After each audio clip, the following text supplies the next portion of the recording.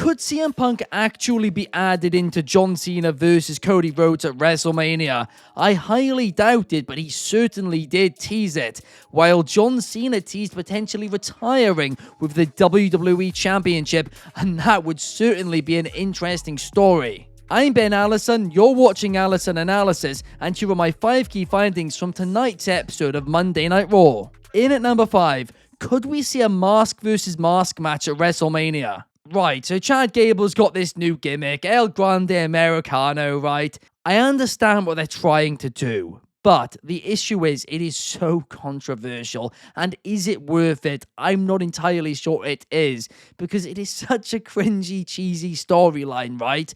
And with the controversy that comes with it, I mean, the Gulf of America thing, it just wasn't needed, was it? I mean, I don't really know what they're doing here. But what I do know is what I think I know at least, is that they are heading towards Rey Mysterio versus El Grande Americano in a mask versus mask match at WrestleMania. Because, of course, El Grande Americano unmasked Dragon Lee tonight on Raw after their, quite frankly, fantastic match, right?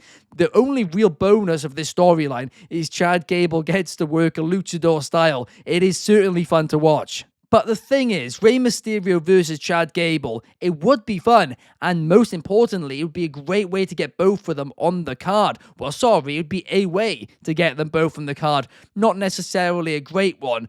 And the issue is, it would just be so predictable, right? Because as if Rey Mysterio is losing his mask to El Grande Americano.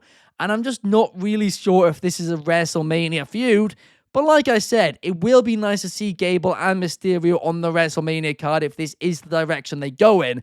But is it worth the controversy? Is it worth all this Twitter stuff? I'm not entirely sure. I would love to hear all your thoughts, though, on this storyline in the comments, right? Because it's dividing a lot of people, and honestly, I'm really not sure what I think. In at number 4, Jey Uso is having a confidence crisis at the worst possible time. Firstly, why was Jimmy Uso his partner instead of Joe Hendry in Scotland, right?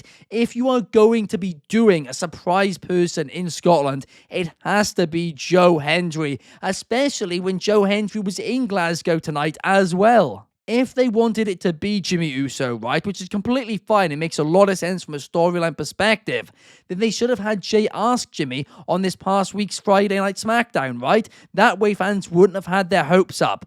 And this didn't actually end up nearly as bad as it could have, right? I was really worried fans were going to try and attempt to boycott this match after not getting Joe Hendry. And there were some boos at the start, but it didn't last very long at all, thankfully. So it ended up being completely fine. And it ended up being a fun tag match as well. But what was most notable was what happened after the match, because Jey Uso slipped and Gunther took advantage. And this is seemingly building off Jey Uso's recent series of botches that he's been making, right? We've seen those compilations online, we've seen the clips, and I do think they have been quite harsh towards him. But I do like how they're now building this into an actual storyline and making it seem like he's having a little bit of a confidence crisis. And hey, maybe there's some real life elements as part of this as well, because he has never been in a match this big at WrestleMania before. I mean, sure, he was actually in the main event of Night 1 of WrestleMania 39, but that was in tag team competition, and we know he's confident there. But in singles competition, well, he's never been fighting at this level. So I actually do think this is the best thing they've actually done in this Gunther Jey Uso storyline so far. And next week it's going to be Jimmy versus Gunther. And honestly, I want Gunther to just squash Jimmy Uso, right? Make Jey look like the even bigger underdog going in. Like Gunther is on the run of his career. And also, I can't ignore the slap, right? That slap, I think, could be heard from space from Jimmy Uso. I mean, I think Gunther legitimately got a little bit shaken up for a second, right? Because he was clearly meant to smile, and he did end up smiling. But it took him like 15 seconds to smile. He was just like looking at a blank space for 5 seconds.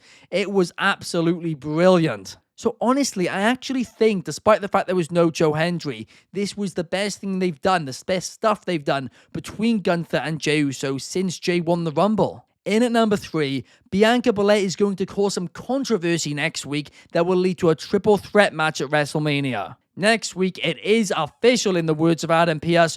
Rhea Ripley will have her rematch for the World Women's Championship against Io Sky, and that is certainly going to be an absolute banger of a bout in London. But there is a twist, and that twist is Bianca Belair is going to be the special guest referee, and this certainly seems like it's going to be a little bit of a screw job. A lot of people right now are really worried that Io Sky is going to get taken out of this match, and it's going to end up being Bianca versus Rhea. But I'd be absolutely stunned if that is the case. I can't see that happening. And the reason I can't see it happening is so far the last few weeks, the story has been that they are both overlooking Io Sky. So surely she's going to have to be in this WrestleMania match. I mean, hell, I think she's going to be the fan favorite in this WrestleMania match. So I believe Bianca Belair is accidentally going to cause a controversy next week, and it is going to result in a triple threat match at Mania.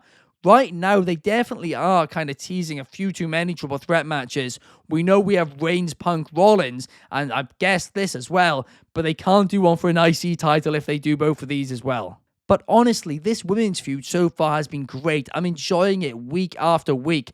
As of right now, at least in my opinion, this is in pole position for the Night 1 main event. A lot of people are disagreeing with me on that one, but hell, I'm sticking to my guns with it. And yeah, I mean, Adam Pearce also deserves some praise, right? Because he is absolutely killing it right now in his role. The emotions he is showing, I mean, he's doing some brilliant work. In at number 2, John Cena needs to win the WWE Championship at WrestleMania. So the story of his retirement tour can be babyfaces trying to take that championship from him before he retires, and the clock can tick down more and more every single month, and it could go down to the wire. I mean, the promo he cut on Raw was honestly fantastic, and the idea of him wanting to be the last ever champion, I mean, I do love that. And it's a story which they can tell over the next 9 months as well. And I'm not entirely sure if they are going to retire him as a heel. If I had to predict right now, I'd say I don't think they are. I think they're going to turn him before then. But honestly, I would love it if Cena does go all the way as a heel, and then at his retirement event, he faces a babyface. It's against the clock. What a match that would be. Kind of reminds me of Money in the Bank CM Punk versus John Cena in Chicago. And you could really create a star by doing that as well. The last chance trying to take it off him before he retires with it. It's an easy story to tell, and I am hooked into it.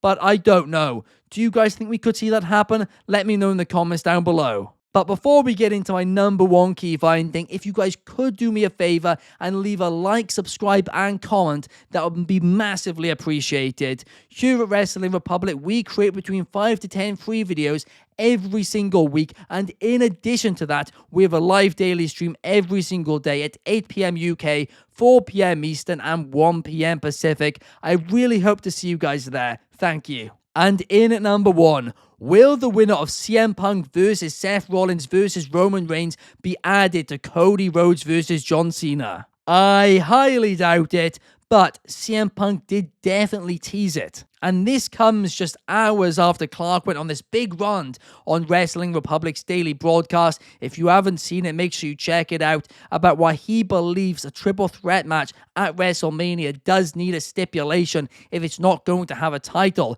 It needs to have some incentive behind it, or it makes no sense. Now, I massively disagree with that. These three hate each other so much. I do think a three-way feud actually does just work in the same way a singles feud would.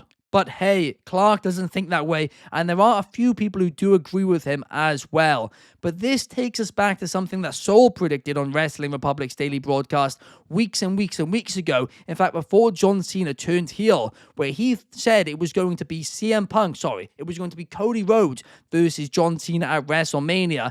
But on the night before, it was going to be Seth Rollins versus Roman Reigns versus CM Punk, with the winner of that being added to the Night 2 main event. Now, personally, I still don't see this happening. What I actually reckon it's going to be is the winner of it gets a number 1 contendership shot, right? So maybe they face them at Backlash or at SummerSlam, I don't know, something down the line. But I don't need to see this link into the Night 2 main event. Cody and Cena is perfect as it is. We don't need a third factor, at least in my opinion. But what is that favor? Perhaps it could be that. Perhaps it could be that Punk or whoever wins that match gets added to Night 2.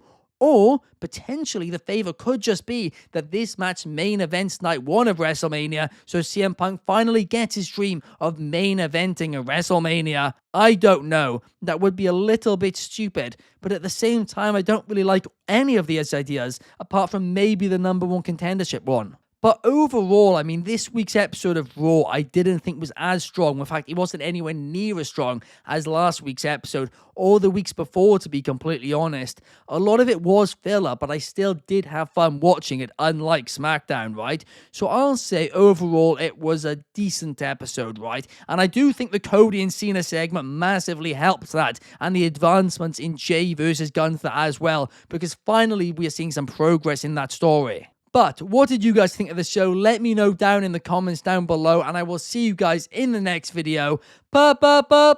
Peace!